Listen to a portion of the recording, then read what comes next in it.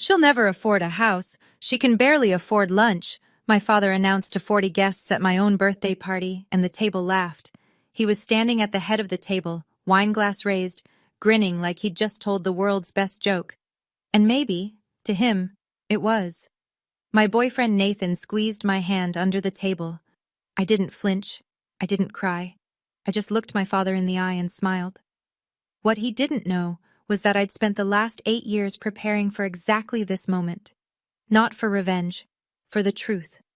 And the truth was sitting in my coat pocket, a set of keys to a house he drives past every single day. But the keys were only part of it. What came after? What my aunt pulled from her purse? What my mother had written years before she died? That's the part that made his face go white. Before I go on, please take a moment to like and subscribe, but only if you genuinely connect with this story. And drop a comment telling me where you're watching from and what time it is right now. I always love reading those. I'm Myra. I just turned 30. Now let me take you back to where this really started. 8 years ago, the week my mother was buried. The house smelled like casseroles and lilies. That's what I remember most about the week we buried my mother. How everyone kept bringing food nobody ate and flowers that made me sneeze. I was 22. Helen Lawson, my mom, had fought ovarian cancer for 14 months, and she lost on a Tuesday in March. The funeral was packed. My father, Gerald, sat in the front pew shaking hands like a mayor at a ribbon cutting. He cried exactly twice, both times when someone was watching. Brenda, my older sister, stayed pressed against his side. He held her, stroked her hair, told her everything would be okay. I washed dishes in the kitchen, not because anyone asked, because no one thought to tell me to stop. That Friday, Dad called a family meeting. Just the 3 of us, at the dining table where Mom used to set 4 plates. Your mother handled the soft stuff, he said. I handle the money. From now on, things are going to be more structured. Structured meant this. Brenda would keep receiving her monthly allowance, her car insurance payment, her tuition reimbursement. Brenda had a plan. Brenda was in grad school. Me? I'd just finished a 2-year associate's degree and was working the front desk at an insurance office for $31,000 a year. You need to figure yourself out first, Dad said. Not cruel, not loud, just final. I nodded. What else could I do? That night I went down to the basement to grab a box of Mom's old sweaters, and behind the water heater, tucked against the wall, I found a small cardboard box labeled Helen, Personal, in my mother's handwriting. Dad told us he'd thrown everything out. I took the box. I didn't open it. I just held it in the car and drove home. The next 2 years moved like a time lapse of someone else's life getting better while mine stood still. Brenda turned 26 and Dad bought her a silver Audi, a graduation gift for finishing her MBA. She posted the photo. 93 likes. Dad commented a heart emoji. Brenda turned 27 and Dad covered the down payment on a townhouse 15 minutes from his place. Every girl deserves a safe place to land, he told the family at Easter. I was working 2 jobs by then. Front desk at the insurance office until 5. Bartending at a place called Rosie's until midnight. I lived in a shared apartment with 2 strangers who left hair in the drain and played music until 2 a.m. My half of the rent was $480. At every family gathering, Thanksgiving, Christmas, somebody's birthday, Dad would find a way to mention me. Myra's still figuring things out. Not everyone blooms at the same speed, right? He'd say it with a sad little smile, like he was being generous, like he was rooting for me. And every aunt, every uncle, every cousin would nod with that look. The tilted head, the soft eyes. Poor Myra. Then the whispers started. I'd hear them secondhand. Is she okay? Gerald says things are tough. And my father would lean in, voice low, noble. I've been helping, quietly. He wasn't. I found out the truth by accident.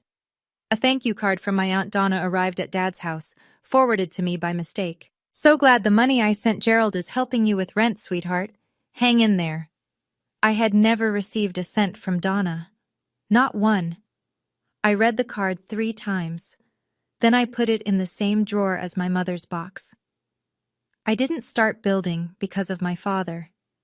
I started because I was tired of standing still. At 23, I enrolled in an online bookkeeping certificate, $40 a month, self-paced. I studied on my phone between insurance calls. I practiced on spreadsheets during slow nights at Rosie's when the bar was dead. Turns out I'm good with numbers, not genius level. Just steady, careful. The kind of person who checks a column 3 times before moving on. I picked up freelance bookkeeping clients, a nail salon, a landscaping company, a guy who sold vintage guitars on the internet, $20 an hour, then 30. By 24, my freelance income passed my insurance salary. I quit the bar. Nobody in my family noticed. Dad still told people I was bartending. At her age, he'd say, shaking his head. I let him. Then I started researching real estate. Not because I had some master plan, because a podcast I listened to on the bus mentioned house hacking, and I thought, I'm already living with strangers. At least I could own the place. I spent 6 months going to open houses on Saturdays, learning neighborhoods, reading inspection reports for fun. At 25, I bought my first property, a duplex on Greenfield Avenue, 20 minutes outside the city. $87,000. FHA loan, 3.5% down. The kitchen had water damage and the carpet smelled like a wet dog. I painted every room myself. I watched YouTube tutorials and fixed the leaking sink. I rented the other half to a nurse named Claudia, who paid on time every single month. The rental income covered my mortgage. All of it. I didn't tell Brenda. I didn't tell Dad. I didn't tell anyone. I didn't hide my life to plan some grand reveal. I hid it because every time I shared something good, he found a way to make it small. I was 27 when my father tried to blow up my career. I'd just been promoted to senior administrative coordinator at the insurance company. New title, small raise, my own desk near the window. It was the first time in 5 years I'd felt like I was building something that couldn't be taken away. Then my boss, Linda, called me into her office on a Wednesday afternoon. She closed the door. That's how I knew. Your father called, she said. He expressed concern about your mental state. He asked us to keep an eye on you. I sat there very still while the walls got closer. He said you've been struggling since your mother passed. He said you put on a brave face, but... She trailed off. I'm required to flag it. It took me 3 weeks to clear it. 3 meetings with HR. A wellness evaluation I didn't need. A form I signed promising I had no current mental health crisis. All because my father picked up a phone and performed concern to a stranger. I almost lost the promotion. They almost put me on a monitoring plan. That night I sat in my car in the parking lot for 45 minutes. My hands shook on the steering wheel, not from sadness, from something hotter. He knew I was doing better, and he couldn't stand it. I drove home and opened the closet where I kept my mother's box. I'd been carrying it for 5 years and hadn't once looked inside. That night, I sat on the bed and pulled the tape off the lid. Inside, her gold-plated earrings, a faded photo from her college graduation, a recipe card for banana bread, and at the bottom, a sealed envelope with my name on it, in her handwriting. I picked it up, ran my thumb across the ink. I wasn't ready.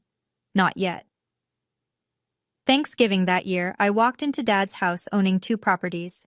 Nobody at the table had a clue. I'd bought the second one 3 months earlier, a small ranch house in the same neighborhood as the duplex. Foreclosure, paid cash from the equity I'd built, and 2 years of freelance savings. I was 28, and my net worth had quietly crossed 6 figures. At the dinner table, I sat in my usual spot, the middle between cousins, away from the head where Dad carved the turkey like a king granting portions. Aunt Patricia leaned over. Honey, are you eating enough? Your dad says things have been tough. I blinked. Things are fine, Aunt Pat. She patted my hand. That look again, the tilted head. From the head of the table, Dad raised his glass. I just want all my girls to be okay. That's all a father can ask. Brenda nodded beside him. The room murmured agreement. No one turned to me and asked, What do you say? I realized something that night, sitting in that dining room surrounded by people who loved me secondhand, through the filter of whatever Gerald told them. He'd built a complete story. In his version, I was the struggling daughter and he was the sacrificing father, and the story was so consistent, so well rehearsed, that challenging it would only make me look ungrateful. That's the thing about a lie told by someone everyone trusts. It doesn't need proof, it just needs repetition. After dinner, I stepped onto the back porch for air. My cousin Derek followed me out. "Hey," he said, leaning on the railing. "My mom's been asking questions about the money she sent your dad. For you. She says something doesn't add up." I looked at him for a long moment. "Tell her to keep asking," I said. I met Nathan at a real estate tax workshop in a hotel conference room that smelled like burnt coffee and industrial carpet. He was an accountant, quiet, the kind of guy who takes notes in full sentences. Halfway through the session, I asked a question about depreciation schedules for multi-unit rentals, and I caught him looking at me like I didn't match whatever picture he'd drawn in his head. After the workshop, he stopped me in the parking lot. "That question you asked, you weren't hypothetical, were you?" "No." "How many units?" "3 doors, 2 properties." He nodded slowly, like he was adjusting a spreadsheet in his mind. "Can I buy you a coffee?" We dated quietly. I told Nathan everything: the duplex, the ranch house, the freelance clients, the 60% savings rate. He didn't flinch. He didn't try to fix me or warn me or slow me down. One night in his apartment, staring at takeout containers, he said, "You don't owe him a performance of poverty." That sentence lived in my chest for weeks. I introduced Nathan to my family at a Sunday dinner.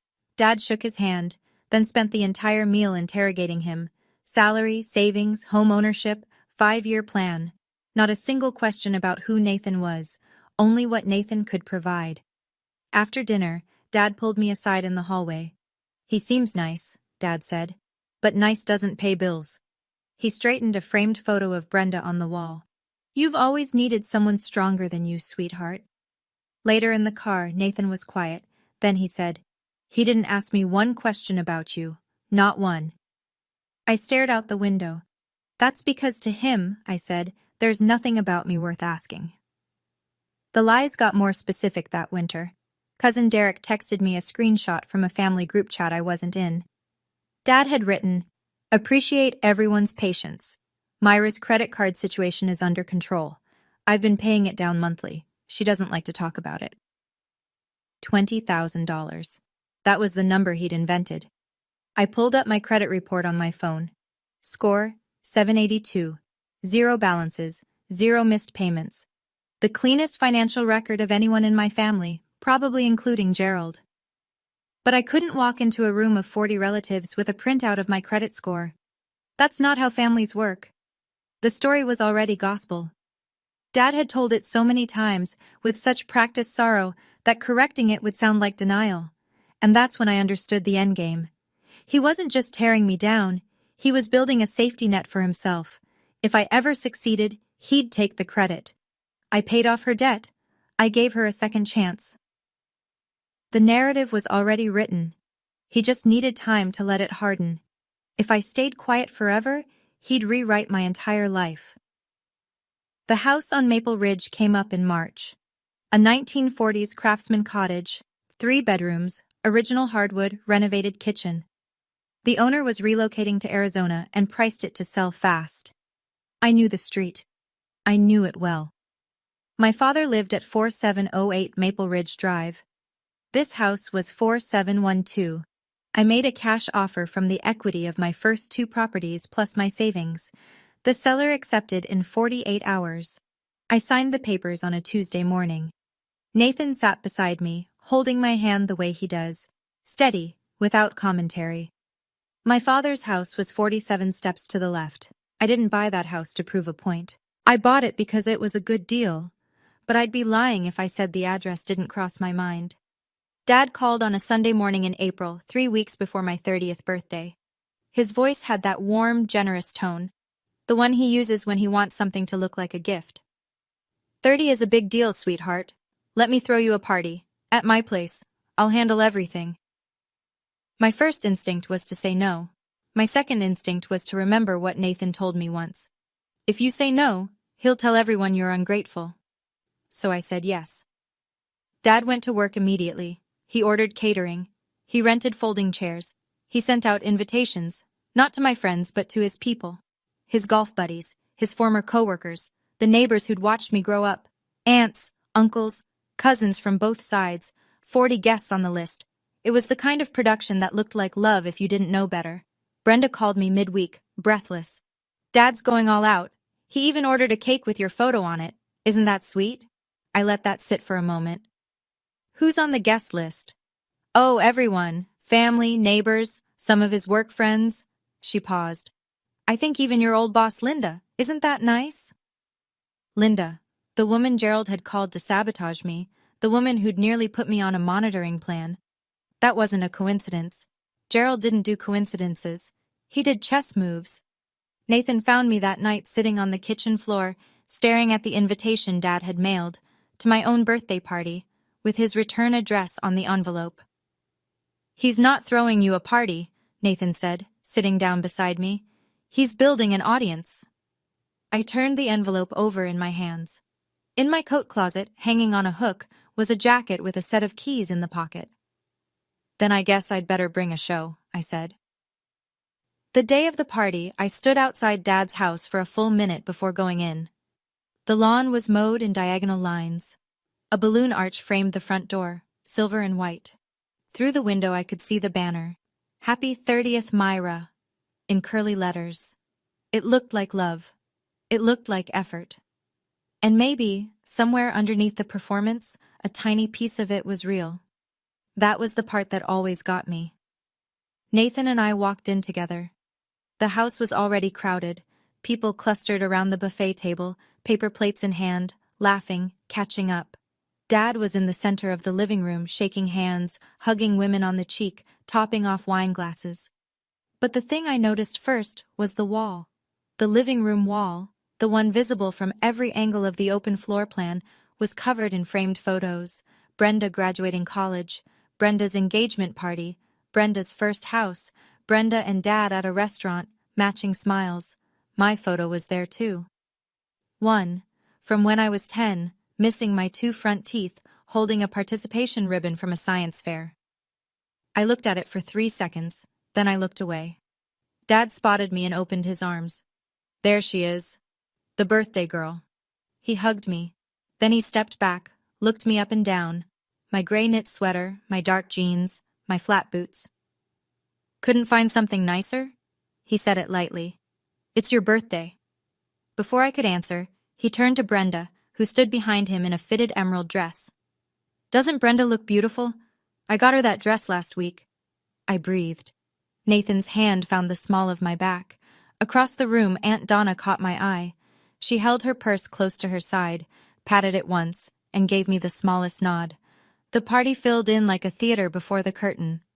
People took seats at the long dining table, Dad's pride, a 12-seater he'd bought after Mom died, because bigger tables mean more audience.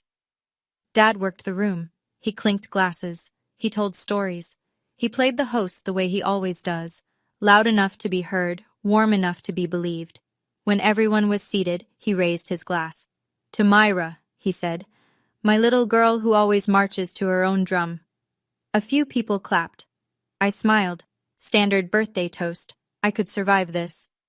Then he leaned toward his golf buddy Jim, seated to his right. He lowered his voice, but not enough.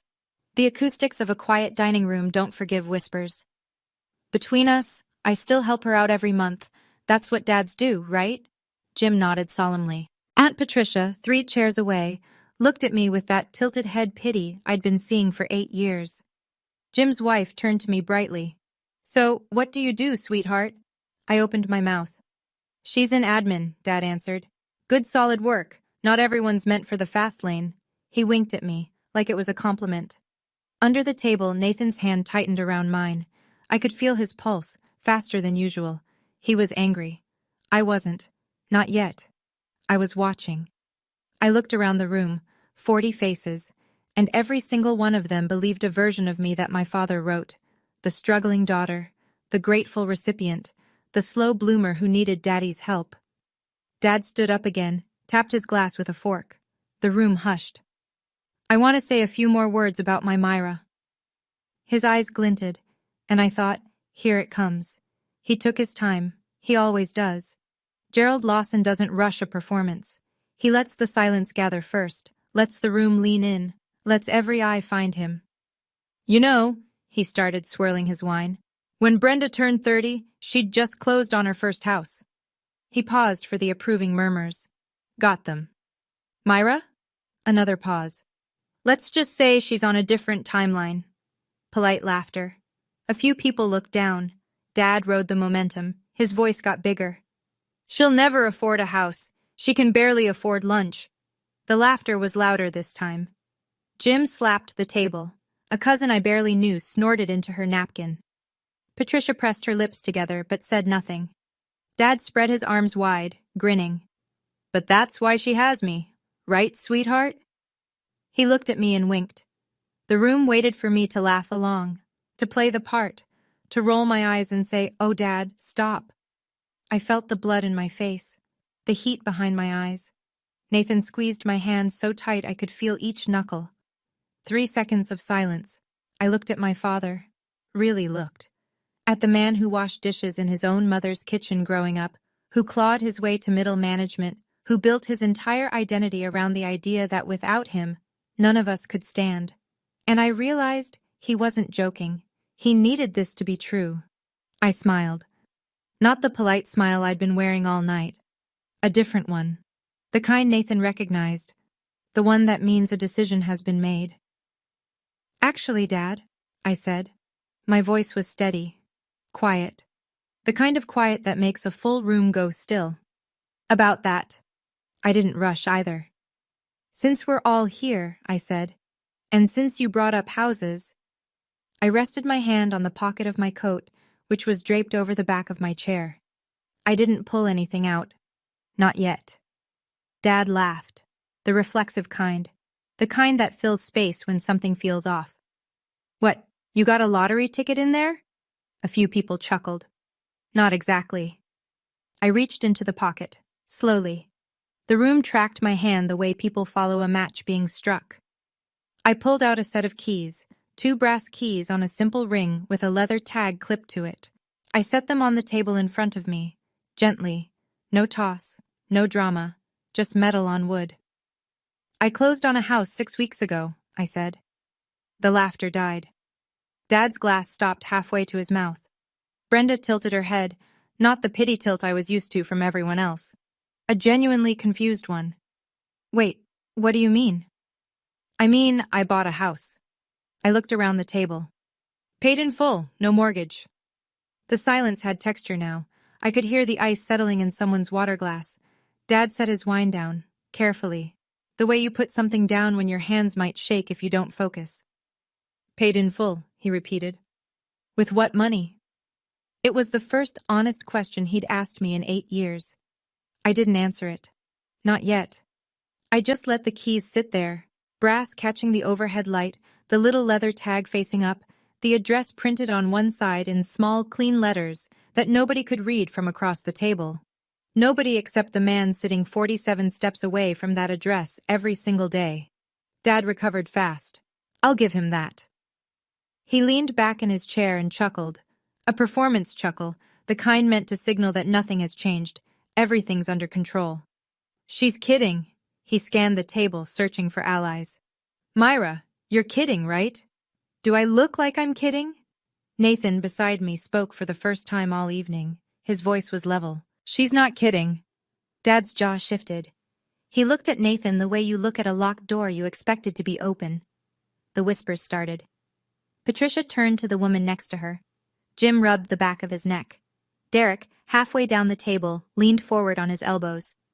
Dad dropped his voice, trying to shrink the conversation back to size. Okay, so, where? Before I could answer, a voice came from the far end of the table. Calm, clear, unhurried. Gerald. Aunt Donna. She sat with her hands folded on the table, her purse open beside her plate. While we're clearing things up tonight, she said, I have a few questions too. Dad turned to face his sister, and I watched something cross his face that I'd never seen before. Not anger, not defiance. Fear. It was there and gone in half a second, but I caught it. Nathan caught it. Donna definitely caught it. She reached into her purse and pulled out a manila folder. Not thick, but full enough. She set it on the table beside her plate and rested her hand on top of it. But Myra first, she said, and nodded at me. Go ahead, honey. Tell them the address. I picked up the keys, turned the leather tag so the printed side faced out, and in the same quiet voice I'd been using all night, I read it out loud. 4712 Maple Ridge Drive. I said it once. I didn't need to say it again. The silence that followed had a shape to it, like a held breath across 40 people at once. Dad lives at 4708 Maple Ridge Drive. Everyone at that table had been to his house. Everyone knew the street, and everyone was now doing the math. Patricia was the first to speak. That's right next to you, Gerald. Dad didn't move. His hand was still resting on the base of his wine glass, but his fingers had gone white. I continued, same tone, same pace, like reading the weather. 3 bedrooms, renovated kitchen, original hardwood floors, paid in full, no mortgage. The whispers weren't whispers anymore. Jim pulled his chair back from the table an inch, as if distance could help him process. His wife stared at me with her mouth open. Brenda shook her head slightly. You? Since when do you? This is my 3rd property, actually. I didn't say it to land a blow. I said it because the full truth was owed to a room that had been fed half-truths for 8 years. 3rd? Patricia repeated. My first was a duplex. I was 25. The second was a ranch house 2 years later. I looked around the table, at the faces that had pitied me, prayed for me, given money to my father to pass along. I've never carried a balance on a credit card. My credit score is 782, and I haven't asked Dad for $1 since Mom died. The room shifted, not toward me, away from Gerald. I wasn't gloating. I wasn't performing. I was just standing in the truth for the first time in front of people who'd only ever been given the lie. I'm not telling you this to embarrass anyone. I'm telling you because someone at this table spent 8 years making sure none of you believed I could. My father found his voice the way a drowning man finds the surface. Gasping, reaching, not graceful. 3 properties. He forced a laugh. It came out wrong. Too high, too tight. Come on, who helped you? Nathan? Was this your money? Nathan didn't flinch. No, sir. This was all Myra. Dad shifted tactics. He straightened in his chair, squaring his shoulders, trying to reassemble the patriarch posture the room had always given him permission to wear. Okay, so you bought some fixer-upper somewhere. Congratulations. He waved his hand like he was brushing crumbs off the table. But you didn't have to turn my party into your party? The words left my mouth before I planned them, and the room went quiet again. You told me this was my birthday party, Dad. He opened his mouth, closed it. The slip was out, and it couldn't go back. He'd said the quiet part loud. This was his event, his stage, his audience, and every person at the table heard it. Brenda looked at Dad, then at me, then back at Dad. I watched something flicker behind her eyes. Not anger, not loyalty, something new. Doubt. From 3 seats away, Jim leaned toward his wife. He thought he was whispering, but the room was so quiet now that a whisper carried like a shout. Did you know about this? He told me she was broke. His wife shook her head slowly. I didn't react. I didn't need to. The truth was doing its own work now, filling corners, turning over rocks, exposing things that had lived comfortably in the dark. I picked up my water glass and took a slow sip. This is my birthday, I said evenly, and I get to decide what I share at my own birthday. I've watched my father change masks my entire life, the provider, the joker, the concerned parent, but the one he reached for now, the one he always saves for emergencies, is the victim. His shoulders dropped, his voice softened, his eyes went red at the rims. A trick I'd seen at Mom's funeral, at Brenda's graduation, at every moment when sympathy was more useful than authority. So this is what I get? He pressed his hand to his chest. I raised you. I kept this family together after your mother died, and this is how you repay me? His voice cracked. Perfectly timed. Humiliating me at my own table? He turned to face the room, slowly, deliberately, making eye contact with each person the way a preacher works a congregation. You all see this, right? I gave everything for these girls. A few heads nodded, reflexively. The old programming was strong. Aunt Patricia reached for her napkin. Jim studied his plate. And for one terrible second I felt the pull, the gravity of 30 years of conditioning telling me to apologize, to smooth it over, to let him rewrite this too. But I didn't. I looked at Donna. She met my eyes across the table, her hand still resting on that manila folder. "You gave everything?" I said. Not loud, not cruel, just clear. "Dad, let me ask you something." The room held its breath. "How much did Aunt Donna send you for my rent over the last 5 years?" The color left his face the way light leaves a room when someone flips a switch. Donna stood up, slowly. She picked up the manila folder and opened it. "I have the receipts," she said. "Literally." Donna didn't raise her voice. She didn't need to. She laid it out the way a bookkeeper reads a ledger. Clean, factual, devastating. "Over the last 5 years, I sent Gerald $14,200 in personal checks. Every single one was earmarked for Myra's rent and living expenses." She pulled photocopies from the folder and spread them across the table. "Gerald told me she was struggling, that she couldn't make ends meet, that he was supplementing what I sent with his own money." She turned to me. "Myra, did you receive any of this?" "No, Aunt Donna, not a cent." The photocopies sat on the table like evidence at a trial nobody had called. Each check was a snapshot, a date, an amount, a memo line. For Myra, rent help. For Myra, winter utilities. For Myra, car insurance. Patricia leaned forward, adjusting her reading glasses, scanning the copies. Her face changed with each one. Dad gripped the edge of the table. That was for household expenses. I used it for general." "For what, Gerald?" Donna's voice was still calm, still measured. "She didn't live with you." He had no answer. The sentence just hung there, unfinished, swinging. Derek stood with his arms crossed, jaw tight, staring at his uncle. Then Patricia spoke, and her voice was the quietest it had been all night. "Gerald," she removed her glasses, "I sent you $600 last Christmas for Myra's car repair. You told me her engine was failing." Dad closed his eyes. "My engine was fine," I said. "It's always been fine." The room didn't explode. It deflated. 40 people sitting with the slow, heavy realization that the man they'd trusted, the patriarch, the provider, the voice of the family, had been pocketing their generosity and selling a daughter's dignity to fund the story. Donna closed the folder. "I'm not here to fight, Gerald. I'm here because I wrote checks to help your daughter, and she never saw a dime." I stood up, not fast, not angry, the way you stand when you've been sitting with something for 8 years and it's finally light enough to carry upright. "Since we're being honest tonight, let me be completely honest." I looked around the room, at the faces I'd grown up with, the aunts who baked me cookies, the uncles who ruffled my hair, the cousins who played tag with me in this very backyard. Every one of them had been told a story about me, and every one of them had believed it. "I bought my first property at 25, I said. A duplex on Greenfield Avenue. I was working 2 jobs and saving 60% of my income. I kept my voice even. Factual. "I bought the second property at 27, a small ranch house, paid cash from the equity I'd built. The house next door, Dad's Street, is my third." I paused. "I have never had credit card debt. My credit score is 782. I haven't asked Dad for a single dollar since Mom's funeral." I looked at the faces around the table. Some were staring at me, some were staring at Gerald.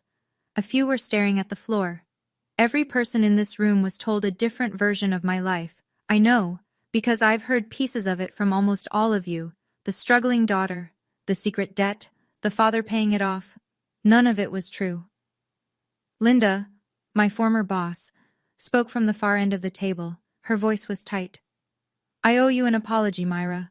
Your father called my office. About you. I should have talked to you first." I nodded. "Thank you, Linda." Then I looked at the room one more time. "I'm not angry at any of you for believing him. He's my father. Of course you believed him." I let that land. "But now you know." My father sat down like a man who'd forgotten how chairs work. Heavy, graceless, all at once. The glass of wine he'd been holding all evening sat untouched on the table. The banner behind him still read, "Happy 30th, Myra," in silver cursive, and the irony was so thick it could have been a 5th guest at his end of the table. He looked at Brenda, his golden child, his mirror, the one who always sat beside him, who always nodded, who always agreed. Brenda was staring at her napkin. Her fingers were twisting the cloth into a tight spiral. "You don't understand," Dad said. His voice was stripped down now, no performance, no projection, just a man talking to a room that had stopped listening. "Everything I did because I love this family." I let the words exist for a moment, then I answered.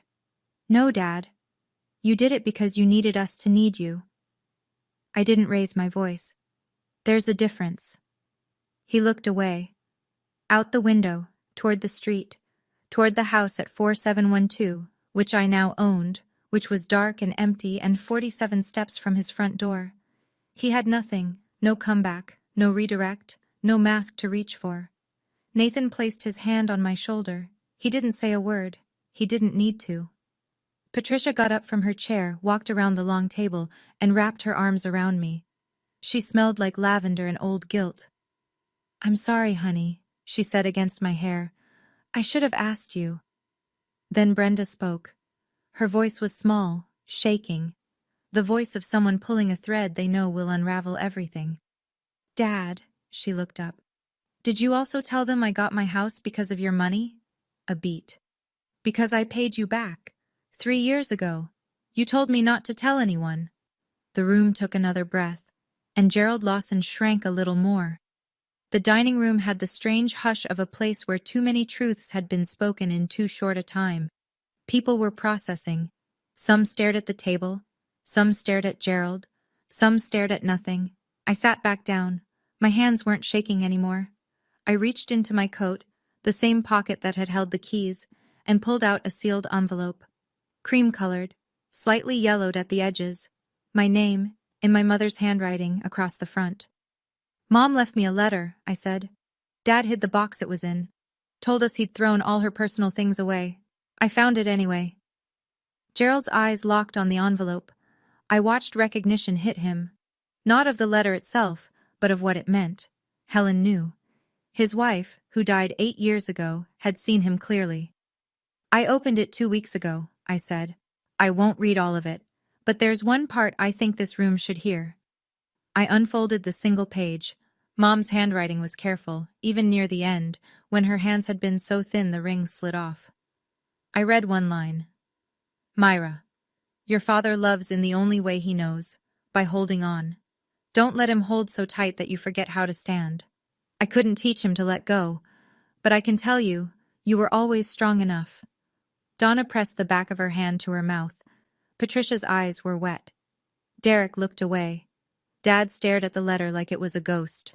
"She wrote that?" His voice was barely there. "She knew, Dad." I folded the page and put it back in the envelope. She always knew. He didn't argue, didn't spin, didn't reach for a mask. For the first time in my memory, Gerald Lawson sat in a room full of people with absolutely nothing to say, not because he'd been caught, but because the one person who understood him best had written him down, gently and precisely, before she died. I stood one last time. Not to make a speech, not to deliver a verdict, just to finish what I started. "I'm not here to destroy anyone," I said. "I'm here because tonight was supposed to be about me, and it almost became another performance." I looked at the wall of photos. Brenda's graduation, Brenda's house, Brenda's engagement. My one photo, gap-toothed and 10 years old, holding a participation ribbon. I own 3 properties. I have no debt. I built this with 2 jobs, 7 years of 60% savings, and a lot of weekends spent learning how to patch drywall. A few people almost smiled. I'm telling you this not to brag, but because for 8 years, the story told about me in this room was a lie, and lies don't get to be comfortable anymore. I turned to Dad. "I'm not asking for an apology. I'm asking for the truth to exist in this room, even if it's uncomfortable." He didn't respond. His eyes were on the table. I picked up the keys from where they'd been sitting, still catching the light, still carrying an address that would shadow him every time he looked out his kitchen window. "The house next door? I'm keeping it. I'll rent it out. And yes, Dad, I'll choose the tenants." I let a small, quiet beat pass. Not a smirk. just the faintest shift at the corner of my mouth. Enough. The room understood. Nathan stood beside me. We didn't leave. We didn't storm out. I pulled my chair back to the table and sat down, because this was still my birthday, and I was done letting anyone else run it. Now, I said, glancing at the untouched cake in the center of the table. Is someone going to cut that, or do I have to do everything myself? Derek laughed first, then Patricia. Then the whole table, slowly, like an engine catching. For the first time all night, the laughter wasn't at me. The party didn't end. It changed shape. The table broke into clusters. Small groups talking low, leaning close, recalibrating. Some people came to me. Patricia squeezed my arm. Derek brought me a slice of cake and said, "Happy birthday, cuz. For real this time." A second cousin I hadn't spoken to in years hugged me without a word. Others kept their distance. Not hostile, just recalculating. Gerald had been the axis of this family for so long that losing him as a reference point left people off balance. A few drifted to the kitchen, refilling drinks, avoiding eye contact. That was fine. I didn't need unanimous approval. I just needed the truth in the room. Jim, Dad's golf buddy, walked over to Nathan. He shook his hand firmly. "She's something, isn't she?" Jim said. Nathan's answer was simple. "She always has been." Linda pulled me aside near the hallway. "Myra, if you ever want to come back, there's always a place for you at the office." "I appreciate that, Linda. I really do, but I'm good where I am." She nodded. I could tell she wanted to say more, about the phone call, about what she should have done differently. But some apologies are better left short. Dad sat at the head of the table, alone. His wineglass was finally empty, and no one was refilling it. Brenda sat 2 chairs away, close enough to be present, far enough to be separate. She was staring at her phone, typing nothing. From across the room, I heard a neighbor, Mrs. Garland, who'd lived on Maple Ridge for 30 years, lean in to Patricia. "He told me that girl was on welfare," she whispered. "I almost called social services on her once." Patricia closed her eyes. "Oh my God." I didn't hear it as gossip. I heard it as the sound of a story being rewritten in real time. The party thinned. Coats came off hooks. Cars started in the driveway. But some people stayed. The ones who needed things settled, not just surfaced. Donna sat down across from Dad. The manila folder was closed but still on the table between them like a line drawn in ink. "Gerald." Her voice was even. No venom, no theatrics, just the voice of a woman who'd been writing checks to a ghost. "I'm not going to make a scene. Most of these folks are heading home anyway, but I need you to understand something." Dad looked up. He seemed 10 years older than he had 2 hours ago. $14,200 was sent for Myra. It didn't reach Myra. She folded her hands. "I expect it returned. I don't need it tomorrow, but I need you to acknowledge it." "It was a misunderstanding," Dad said, quietly, automatically. $14,000 is not a misunderstanding, Gerald. Patricia, who had been standing near the kitchen doorway, walked over. "I want my $600 back too." Dad closed his eyes. I watched him do the math. Not just the money, the full inventory, every lie tallied, every check cashed, every dinner where he performed sacrifice while spending someone else's love. "I'll figure it out," he said, almost a whisper. Donna leaned forward. "You have 60 days. After that, I'm talking to a lawyer, not because I want to, because I need a record." Dad flinched at the word lawyer, not because he feared a courtroom, because the word made it real, official, outside the family grammar he'd always controlled. He pushed back from the table and stood, slowly. He didn't look at me or Brenda or anyone. He walked into the kitchen where I once washed dishes alone after my mother's funeral, and closed the door behind him. It was the first time in my life I'd seen Gerald Lawson leave the head of the table. "I still love you, Gerald," Donna said to the closed door. "But love doesn't mean I let you keep my money." The back porch was cold. April in the Midwest doesn't care about your revelations. It'll chill you anyway. I stepped outside for air. The porch light was off. I could hear the neighbor's sprinkler ticking in the dark. Brenda came out behind me. She didn't say anything at first. She just stood beside me, arms wrapped around herself, staring at the yard where we used to catch fireflies when Mom was alive, and the world was smaller and simpler. I paid him back, she said finally. The down payment, all of it. He told me to keep it quiet, said it was between us. He told everyone he still supports you, I said. I know. She pulled her cardigan tighter. I let him, because it was easier than fighting. She was quiet for a moment.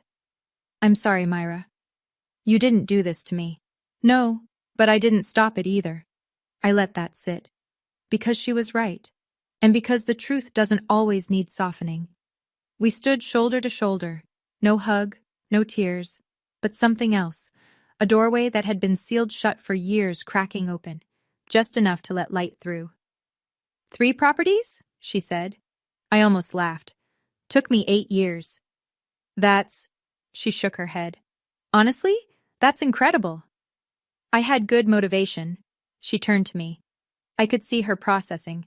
The years of being the favorite, the years of accepting advantages she never questioned, the slow understanding that being chosen wasn't the same as being loved.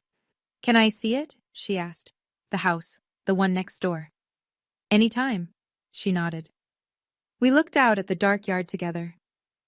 I was the favorite, she said quietly. I know that, and I'm starting to realize that wasn't a gift either. It was the most honest thing my sister had ever said to me. The first week after the party was strange. My phone buzzed constantly. Texts from family members I hadn't heard from in months. Some were kind. Myra, I'm so proud of you. Some were conflicted. That must have been hard for your father. And a few were the ones I expected. He's your dad, you should forgive him. I didn't respond to those. What I noticed more was the silence. The family group chat, the one I'd never been added to, the one where Dad posted updates about my fictional debt, went quiet. Derek told me nobody had posted since the party. The chat wasn't deleted. It just died, the way things die when the person who fed them stops being trusted. The ripple effects were small but measurable. Patricia called Donna to plan the next family dinner. Not Gerald. For the first time in a decade, Thanksgiving logistics didn't route through my father's kitchen. Jim and his wife stopped showing up to Dad's Saturday golf foursome. Not dramatically. They just found other plans, week after week, until the pattern became the answer. Mrs. Garland, the neighbor, left a card in Dad's mailbox. I never learned what it said. But Dad didn't wave to her from the driveway anymore. He called me once. It was a Tuesday night, raining. You've ruined me, he said. No preamble, no hello. I let the words sit. I told the truth, Dad. What you built on top of lies, that was always going to fall. Nobody calls me anymore, Myra. Are you happy? I thought about it. Really thought. I'm not happy about that, I said. But I'm not responsible for it either. He hung up. I sat in my apartment and listened to the rain and felt something I hadn't felt in years. The specific relief of a burden that belongs to someone else. Donna sent the email on a Monday. Formal, bullet-pointed. Subject line. Outstanding funds, resolution request. She itemized everything. Her $14,200, Patricia's $600. 3 other relatives who came forward after the party. Uncle Ray with $1,200 for Myra's dental work, Cousin Lisa with $800 for Myra's winter tires, and family friend Margaret with $1,400 for Myra's student loan payment. None of it had reached me. All of it had reached Gerald. Total, $18,200. Dad didn't fight it. That surprised me. Maybe he calculated that a legal dispute would cost more, not in dollars, but in whatever was left of his reputation. He withdrew the money from his retirement savings, wrote checks, sent them within the 60-day window, each one with a terse memo, reimbursement. He wasn't bankrupt, he wasn't homeless. He still had his house, his pension, his truck. But the cushion he'd built on other people's kindness was gone. Brenda started setting her own boundaries that spring. She told Dad she didn't want him discussing her finances with anyone, not relatives, not friends, not neighbors. When he pushed back, "I'm your father. I have a right to," she interrupted him. "You have the right to be my dad, not my spokesperson." I rented the house on Maple Ridge to a young couple, the Martins, both teachers. Quiet, kind, paid on time. I didn't pick bad tenants. I didn't pick loud tenants. I picked people who reminded me of Nathan and me, just starting out, working hard, saving every dollar. Every morning when Dad looked out his kitchen window, he saw their car in the driveway. A house that used to be someone else's was now mine, and there was nothing to undo about it. That spring, I ran the numbers. Duplex, ranch, cottage. My portfolio was worth just over $400,000. I was 30 years old. Not bad for a girl who couldn't afford lunch. 2 months later, I went back to Dad's house. Not for a confrontation, not for closure. I needed a box of Mom's Christmas ornaments that was still in the attic. Porcelain angels she'd collected since before Brenda was born. I wanted them for my apartment. Dad opened the door on the second knock. He was wearing a flannel shirt and reading glasses pushed up on his forehead. The house was quiet. Not peaceful quiet, empty quiet. The quiet of a place that used to echo with control and now just echoed. He looked older. The lines around his eyes had deepened and his shoulders sat lower, as if the scaffolding that held them up had been quietly removed. "Come in," he said. He made coffee while I climbed up to the attic. When I came down with the box, he was sitting at the kitchen table with 2 mugs. I sat across from him. For a long time, neither of us spoke. Then he said, "Your mother used to tell me I hold on too tight." He turned the mug in his hands. "I always thought she meant the dishes." I didn't laugh. "She meant people, Dad." He nodded, slowly. I know that now." I sipped the coffee. It was weak. He'd always made it too weak, and Mom used to add a second scoop when he wasn't looking. I didn't tell him that. I stood up and tucked the box under my arm. At the door, I stopped. "I'm not shutting the door on you," I said. "But I need you to stop lying. About me, about Brenda, about Mom. If you can do that, we can start over." Slowly. He didn't answer right away. Then he nodded, and for the first time, the nod didn't feel like a performance.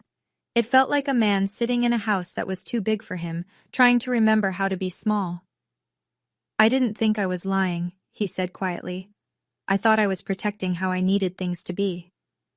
I almost felt sorry for him. Almost. But pity isn't the same as absolution, and understanding isn't the same as forgetting. "Goodbye, Dad." He lifted his hand, half a wave. I walked to my car with my mother's angels and didn't look back.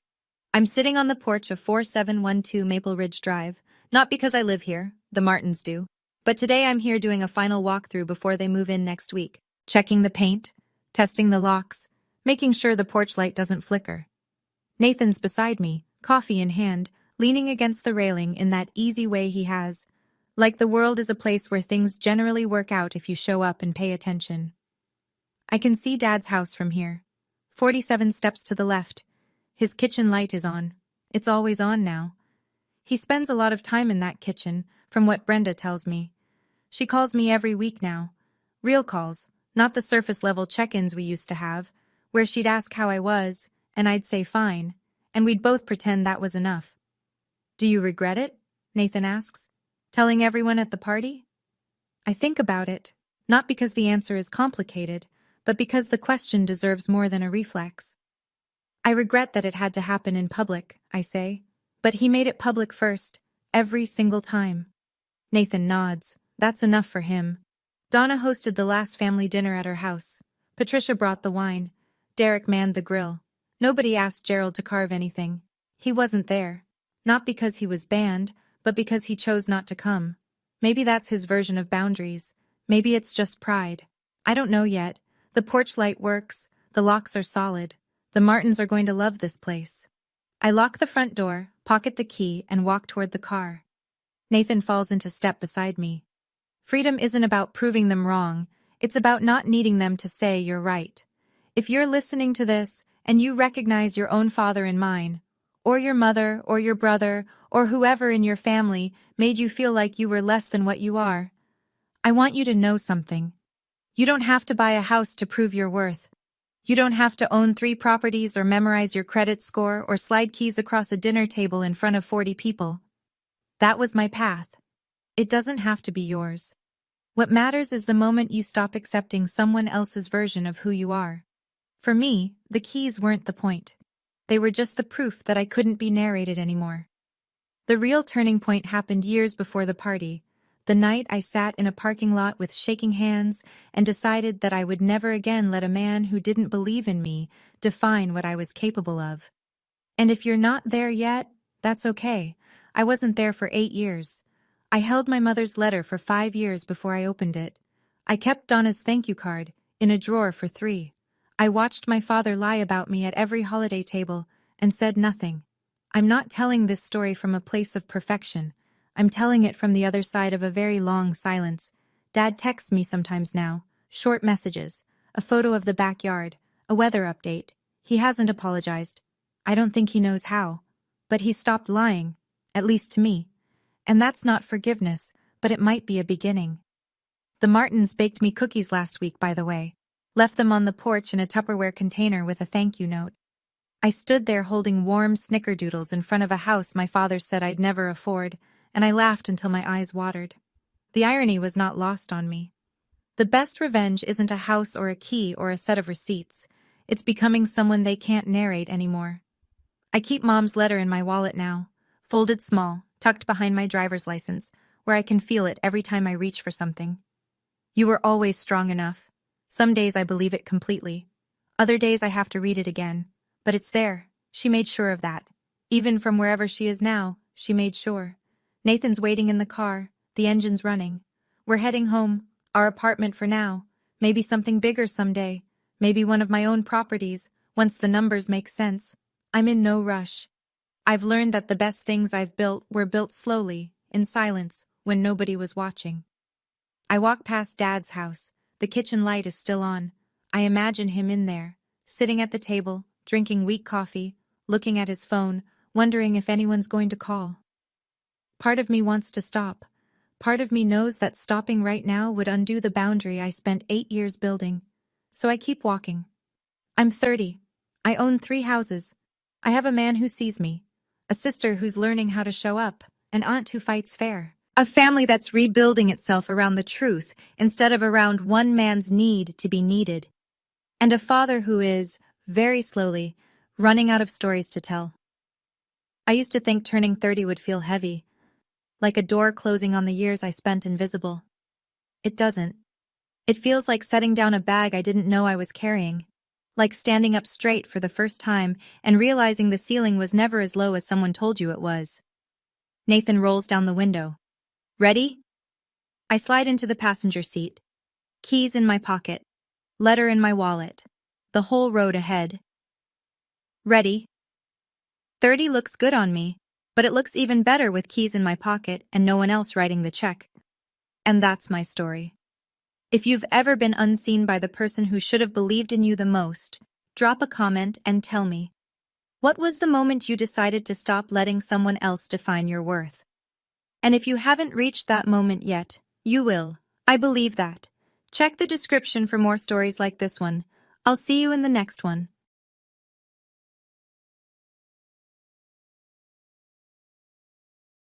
Crashed out just before the flag went red because they were in the lead the lap before they won. On the podium, Jim Richards said the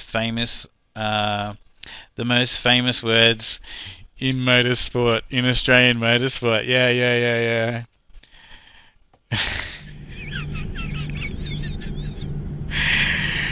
So yeah, basically what happened was